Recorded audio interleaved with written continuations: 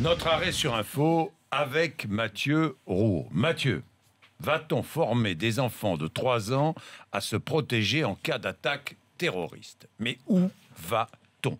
C'est ce qui semble se profiler avec une série de mesures qui sera dévoilée aujourd'hui par Bernard Cazeneuve, ministre de l'Intérieur, Najat Vallaud-Belkacem, ministre de l'Éducation nationale, et Stéphane Le Foll, en charge des lycées agricoles.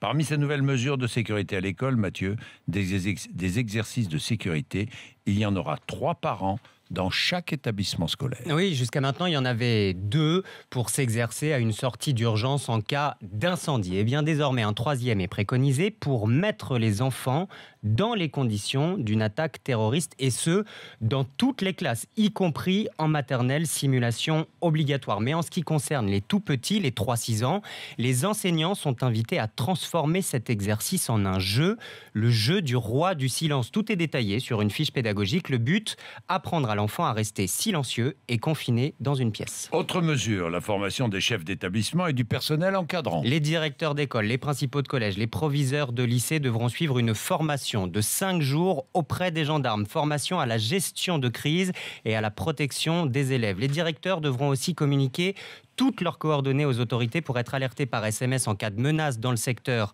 de leur école. Et pour les autres personnels, les concierges, les dames de cantine, suivront une formation aux gestes de premier secours, formation que suivront aussi les élèves de 3e et les délégués de classe, 2 heures de formation aux gestes qui sauvent. Infrastructure, là encore, vigilance et sécurité. Oui, chaque établissement sera doté d'une alarme spécifique, différente de l'alarme incendie, alarme qui sera déclenchée en cas d'intrusion terroriste dans l'école. Les attroupements autour des établissements seront limités au maximum avec des patrouilles de police quotidiennes. Et puis, plus particulièrement, certains établissements sensibles vont bénéficier de l'installation de visiophones à l'entrée, de mobilier anti-voiture bélier ou encore de vitrages blindés.